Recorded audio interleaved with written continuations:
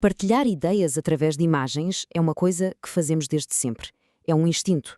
Mas e se os rabiscos numa gruta pré-histórica e as plantas de um arranha-céus moderno fizerem parte, no fundo, da mesma longa história? É precisamente essa a viagem que vamos fazer agora. Perceber como é que transformamos a pura expressão numa linguagem tão precisa que nos permite, literalmente, construir o mundo. E, para começar, nada melhor do que as palavras de um mestre. Leonardo da Vinci percebeu aqui uma verdade fundamental. Quando as palavras não chegam, o que é que fazemos? Desenhamos. É o pensamento a tornar-se visível, uma forma de comunicação pura, direta. Pois bem, é precisamente aqui, neste impulso de tornar os pensamentos visíveis, que a nossa história começa. Muito, muito antes da escrita. A nossa primeira linguagem para partilhar ideias complexas foi simplesmente o desenho. Era a forma mais básica de contar histórias, partilhar medos e transmitir conhecimento. Olhemos, por exemplo, para Tassili Nager, na Argélia. Isto não são só uns desenhos bonitos de animais na parede. Não, isto é conhecimento. É basicamente um manual de sobrevivência gravado na rocha, a ensinar como caçar, como viver. E o mais incrível é que este impulso não aconteceu só aqui, foi global. Se viajarmos até a Europa, vamos encontrar a mesma história nas grutas de Altamira, em Espanha. É o mesmo instinto, o mesmo impulso. Esta necessidade de representar o mundo através de imagens parece ser mesmo uma característica fundamental da nossa espécie, uma coisa que nos une através de continentes e de milhares de anos. E cá em Portugal, em Foz de Coa, temos outro exemplo espetacular disto mesmo. O ponto-chave aqui é este. Isto é expressão pura. Não há aqui uma gramática, não há regras. É comunicação no seu estado mais cru, mais direto. Uma linguagem de imagens que, na verdade, não precisa de tradução nenhuma. Milénios mais tarde, o filósofo Confúcio resumiu esta ideia de uma forma perfeita. E foi precisamente esta eficácia incrível da imagem que acabou por levar ao próximo grande salto na comunicação humana, a invenção da própria escrita. E o que é fascinante é que a escrita não apareceu do nada. Reparem, os primeiros sistemas, como os hieróglifos egípcios, evoluíram diretamente das imagens. Um desenho de um boi passou a ser o símbolo para a palavra boi.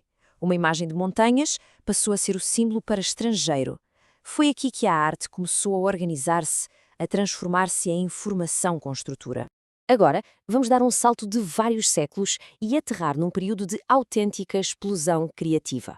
O Renascimento.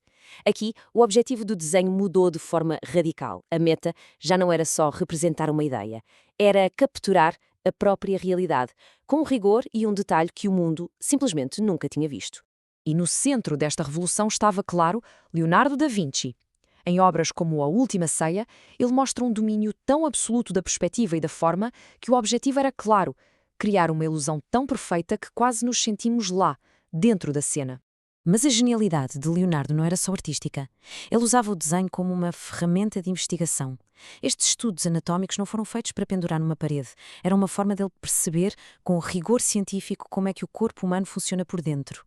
E ele aplicou esta mesma metodologia rigorosa à engenharia. Os seus esboços de máquinas voadoras e de outros aparelhos são incrivelmente detalhados. Ele estava a levar o desenho ao seu limite absoluto, a usá-lo não só para representar o que já existia, mas para projetar o que poderia vir a existir. Mas havia um problema. E esse problema leva-nos a um ponto de viragem em toda esta história. Porque, na verdade, até os desenhos mais geniais de Leonardo tinham uma falha fundamental. Eram obras de arte incríveis, sem dúvida, mas e se alguém quisesse mesmo construir uma das suas invenções? Olhando para um desenho destes, a pergunta é inevitável. A visão é absolutamente genial, certo? Mas como é que isto se constrói? Que peças são precisas? Qual é o tamanho exato de cada uma? O desenho por si só não dá estas instruções. Deixa demasiadas perguntas no ar. Para percebermos bem o problema, vamos a um exemplo super simples. Esta pirâmide. Toda a gente percebe o que é. A ideia geral está perfeitamente clara. Mas, se alguém pedisse para a construir exatamente igual, seria possível? Que informação crucial é que está aqui em falta? Bem, o que falta é tudo o que interessa para passar da ideia à realidade.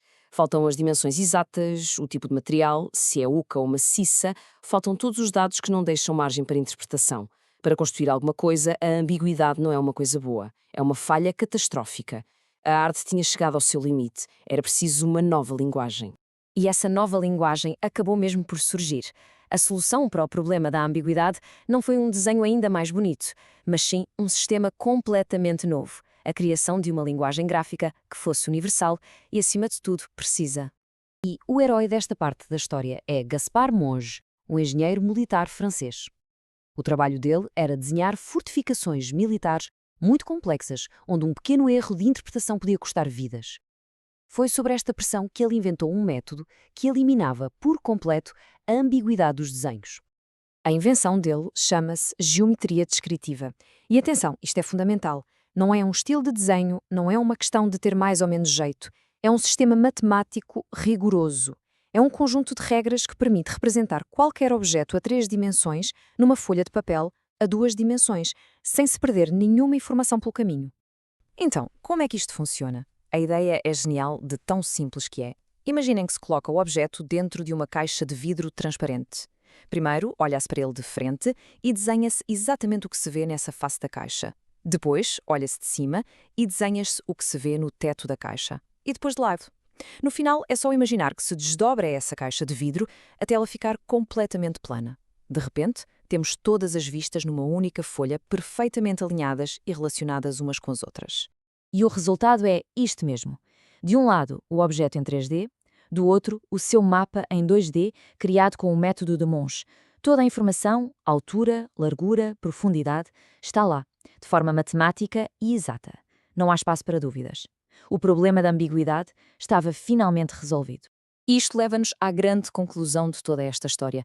É que não existe apenas desenho. Existem, na verdade, 2 linguagens gráficas completamente distintas, com propósitos que são, na verdade, opostos.